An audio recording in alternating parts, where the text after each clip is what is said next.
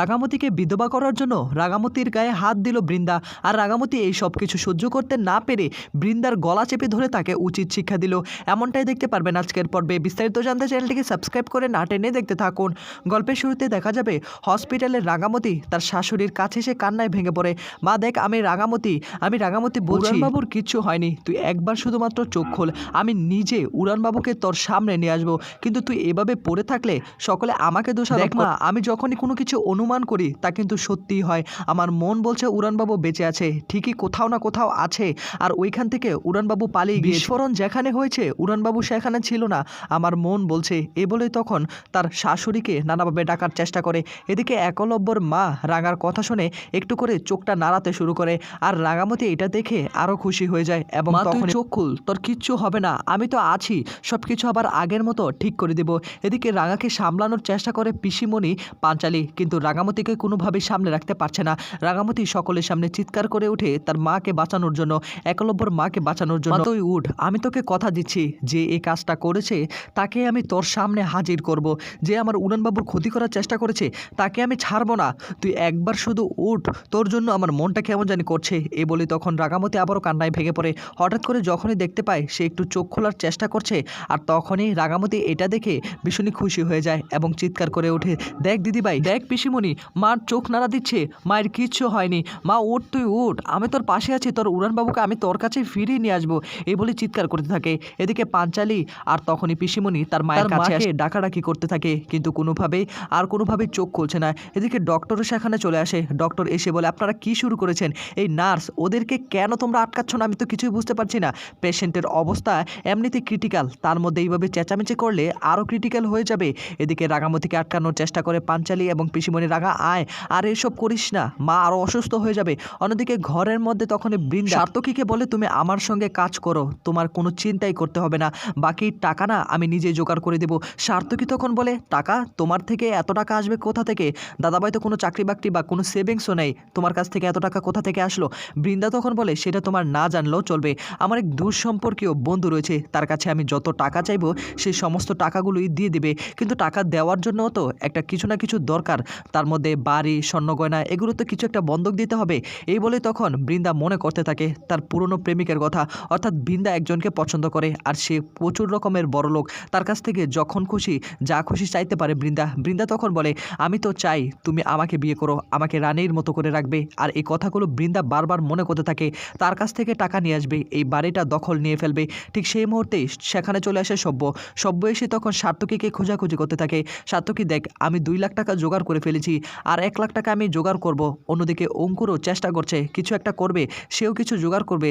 দেখ, মায়ের অপারেশন করতে অনেক টাকার দরকার, বাবা ইতিমধ্যে তার সেভিংসের সমস্ত টাকা তুলে ফেলেছে, আমরাও তো ছেলে মেয়ে, আমাদেরও তো কিছু একটা দায়িত্ব রয়েছে টাকাগুলো তুলে দেওয়ার জন্য। আমি বলছিলাম কি, তোর কাছে যদি কিছু সেভিংস থাকে, মানে 4-5 লাখ টাকা হলেই হবে। আর এই কথা শুনে তখনই সার্থকী একটু হতদম্ব হয়ে পড়ে। এদিকে সার্থকী বৃন্দার কাছে আসে, বৃন্দা তখন আড়াল থেকে সার্থকীকে একটু ইশারা দিয়ে বুঝিয়ে দেয়, আমার কাছে টাকা নেই। তখনই সার্থকী বলে, কি আর বলবো দাদাভাই, আমার কাছে তো আসলেই টাকা নেই। অন্যদিকে বহু দূরে এবার আহিরি এবং একলব্য দুজনে কাছাকাছি। একলব্যকে দেখে তখনই আহিরি বলে, আমি কখনো কল্পনা করিনি একলব্য, এভাবে যে তোমাকে আমি পাবো। দেখো, অনেক দূরে আমি চলে এসেছি, তুমি তো গ্রাম পছন্দ করো, আর আমি তোমাকে গ্রামেই নিয়ে এসেছি। তুমি তো রাগামতিকে পছন্দ করো, আমি রাগামতির মতোই সেজেছি, তোমার সামনে এসেছি। আমি রাগামতোর মতো কথাও বলতে পারি, তুমি কি দেখবে আমি রাগামতির মতো কথা বলবো? কিন্তু যাই হোক, আর তোমাকে আমার কাছ থেকে কেউ কেড়ে নিতে পারবে না। 2-1 দিনের মধ্যে তোমার জ্ঞান ফিরে যাবে, তারপর তুমি শুধু আমার হবে। এই বলে তখন আহিরি একলব্যকে মাথা রাখে এবং তখনই বলে, আমার কতটা যে আনন্দ লাগছে, কতটা খুশি লাগছে, দেখবে 2 দিন পর থেকে আমরা এই ছোট্ট ঘরে নতুন করে সব কিছু শুরু করব। আমি নিজে রান্না করব প্রতিদিন তোমার জন্য, নিজের হাতে খাইয়ে দেব। আমার স্বপ্নটা বুঝি বাস্তব হলো, আর কেউ তোমাকে আমার থেকে কেড়ে নিতে পারবে না। এই বলে তখন আহিরি ভীষণই খুশি হয়ে হাসতে থাকে। এত বছর পর, এতদিন একলব্যকে নিজের করে পেয়েছে, কিন্তু একলব্যর এখনও পর্যাপ্ত জ্ঞান ফেরেনি, তার শরীরে বিষাক্ত কেমিক্যালের প্রভাব এখনও রয়ে গিয়েছে, কিন্তু অল্প কিছু দিনের মধ্যেই একলব্য সুস্থ হয়ে যাবে, কিন্তু সে মানসিক ভারসাম্যহীন হয়ে পড়বে। অন্যদিকে দেখা যায় সার্থকীর মুখে যখন শুনতে পায় তার হাতে কোনো টাকা পয়সা নেই, সেভিংসই নেই, তখনই সব্য বলে, কি বলছিস, কি কোনো টাকা পয়সা নেই মানে? তোর তো থাকার কথা। তখনই আবার সার্থকী বলে, তুই তো জানিস আমার একটা বাজে নেশা ছিল, আর সেখানেই আমি টাকা ইনভেস্ট করে ফেলেছি। এদিকে বৃন্দা তখন সব্যকে বলে, তুমি চিন্তা করো না, আমার এক বন্ধু রয়েছে, তার কাছ থেকে আমি কিছু একটা ব্যবস্থা করে নেব, তার কাছ থেকে আমি টাকা নিয়ে নেব। সব্য তখন বলে তুমি কি আসলেই পারবে বৃন্দা? বৃন্দা বলে হ্যাঁ পারবো, কিন্তু তার জন্য একটা তো কোনো কিছু দিতে হবে, প্রতিশ্রুতি দিতে হবে। হ্যাঁ যা চাই তাই দেব। এদিকে বৃন্দা বলে বেশি কিছু না, বাড়িটা লিখে দিলেই হয়ে যাবে। এদিকে সব্য সেখান থেকে চলে যায় আর এদিকে সার্থকী এবং বৃন্দা দুজনে মুচকে মুচকে হাসতে থাকে। এদিকে সার্থকী চোখের জলগুলো ফেলতে থাকে, একটু একটু মনের কোণে তার মায়ের জন্য একটু আর্তনাদ সৃষ্টি হয়। বৃন্দা তখন বলে ওঠে এসব কিছু এখন চলবে না, চলবে না, এইসব আবেগী কথা বলে লাভ নেই সার্থকী, আমাদের নিজের কথা চিন্তা করতে হবে। আর এই যে ময়না, তোকে একটা কথা বলছি, তোর কাছে আমি হাত জোর করছি, তোর যে মুখ না সকলকে তুই সব কথা বলে দিস, অন্তত এই কথাটা বলিস না। আর কিছুক্ষণ পরে রাঙা বাড়িতে আসবে, রাঙা বাড়িতে আসলে তাকে আমরা শাখাপলা ভেঙে তাকে আমরা একদম বিধবা বানিয়ে দেব, তারপরে আমাদের কাজটা করতে সহজ হয়ে যাবে, বুঝতে পারলি তো? আমরা সকলেই এক হব, তা না হলে কিছুই করতে পারবো না। অন্যদিকে দেখা যাবে যখনই একলব্যর মা একটু একটু করে চোখ খোলার চেষ্টা করে, এদিকে কোনোভাবেই রাঙামতি সেখান থেকে যেতে চায় না। ডক্টর তখন বলে আপনারা যদি এইভাবে এরকম করতে থাকেন ওনাকে বাঁচানো যাবে না, আর আপনারা টাকা জোগাড় করেন তাড়াতাড়ি, না হলে আরও অবস্থা খারাপ হয়ে যাবে। এদিকে পিসিমণি আর পাঞ্চালি বলে এত টাকা যে লাগবে আমরা তো কখনো কল্পনা করিনি, আমাদেরকে তো একটু সময় দিতে হবে। এই বলে তখন রাঙামতিকে নিয়ে বাইরে বেরিয়ে আসে। আর এদিকে রাঙামতিও চিন্তা করতে থাকে। রাঙামতি তখন ভাবতে থাকে আমাকে ওইখানে যেতে হবে, ওইখানে গিয়ে আমাকে ইনভেস্টিগেট করতে হবে যে উড়ানবাবু কি সেখানে আছে কিনা। রাঙামতিকে বাড়িতে নিয়ে আসে আর রাঙামতি তখন সকলের সামনে বলে ওঠে আমি এখানে থাকবো না, আমি ওইখানে যাব, স্পটে যাব, কি হয়েছে না হয়েছে সেটা আমার জানার দরকার আছে।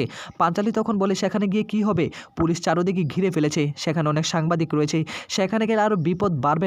রাঙা তখন বলে না, ওই সত্যজিৎ বাবু থেকে আমি একটু একটু করে অনেক কিছুই শিখেছি, সেখানে গেলে হয়তো বা কিছু একটা আমি করতে পারবো। এই বলে তখন রাঙামতি ভাবতে থাকে, কিন্তু রাঙামতিকে পাঞ্চালি কিংবা পিসিমণি কেউ যেতে দিবে না। ময়নাও নিচে নেমে আসে, তাদের প্ল্যান এখন শাখাপলা ভেঙে তার সিঁদুরটাকে মুছে দেবে। ময়না এসে বলে এখন তো অনেক হয়েছে, এবার নাটকটা বন্ধ করার দরকার রাঙা, আমাদেরকে যা করা তাড়াতাড়ি করতে হবে, অলরেডি 2-3 দিন হয়ে গিয়েছে। পিসিমণি বলে তুমি কি বলতে চাচ্ছ কিছুই বুঝতে পারছি না। এদিকে হঠাৎ করে ময়না বলে না বোঝার তো কিছু নেই, শাখাপলা ভেঙে দিতে হবে, সিঁদুরটা মুছে দিতে হবে, একলব্য তো আর বেঁচে নেই।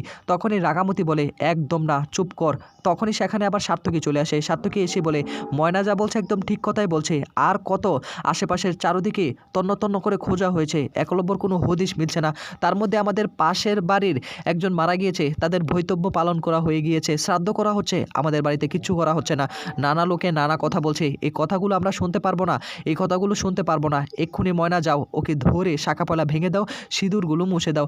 এদিকে পিসিমণি এবং পাঞ্চালি বলে কি বলছিস তুই, পাগল হয়ে গেছিস নাকি? একলব্যর কোনো খোঁজ পাওয়া যায়নি, তার মধ্যে এইসব কথা কেন বলছিস? তখনই আবার বৃন্দা নিচে নেমে আসে। বৃন্দা আসার পর রাঙা বৃন্দাকে বলে তার মানে তুই বড় মাথা, তুই এইসব কিছু শিখিয়ে দিয়েছিস। বৃন্দা বলে শিখাই দেইনি, যা সত্যি তা তো মানতেই হবে। এদিকে পিসিমণি তখন সার্থকীর দিকে আঙুল তুলে বলে একদম না, একদম কোনো বাজে কথা বলবি না। পিসিমণির দিকে আঙুল তুলে আবার সার্থকী এবং বলে তোমাদের জন্য এই মেয়েটা লাই পেয়ে গিয়েছে, মাথায় উঠে গিয়েছে, আর কোনোভাবেই তাদেরকে মাথায় উঠানো যাবে না। এ বলে তখন রাঙামতিকে জোর করে তার শাখাপলা সিঁদুরগুলো মুছে দেওয়ার চেষ্টা করে বৃন্দা, ময়না আর সার্থকী। ঠিক সেই মুহূর্তে সব্য আসে। সব্য এসে বলে কি করছিস কি তোরা, তোরা পাগল হয়ে গেছিস নাকি, এভাবে কেন জোরাজোরি করছিস? তখনই বৃন্দা বলে জোরাজোরি করবো না তো কি করব, পাড়ার লোকে নানা কথা বলছে সব্য, আমাদেরকে সেটা মানতে হবে। এর মধ্যে একলব্যর কোনো খোঁজ নেই, একলব্যর ভৈতব্য পালন করতে হবে রাঙামতিকে সাদা থান পড়তে হবে। সব্য বলে কি বলছো কি তোমরা, কি বলছো, পাগল হয়ে গেছো নাকি? একলব্যর কোনো খোঁজ পাওয়া যায়নি, আগে একদম প্রপারলি সব কিছু হোক তারপর এই সব কিছু হবে। বৃন্দা তখন মনে মনে বলে যাই হোক না কেন, আর কিছুদিন পরে রাঙা আরও জোর ফেসে যাবে, রাঙামতির নামে নিউজ বের হবে, ওই বোম ব্লাস্টটা যে রাঙা করেছে সেটাও আমি খুব ভালো করে প্রুফ করে দেব। এদিকে তখনই পাঞ্চালি আর পিসিমণি রেগে যায় এবং বলে কিচ্ছু করতে পারবি না তোরা, কিচ্ছু করতে পারবি না, রাঙা যেভাবে আছে সেভাবেই থাকবে। তো বন্ধুরা এই ছিল আপডেট, নেক্সট আপডেট পেতে চ্যানেলটিকে সাবস্ক্রাইব করে রাখুন।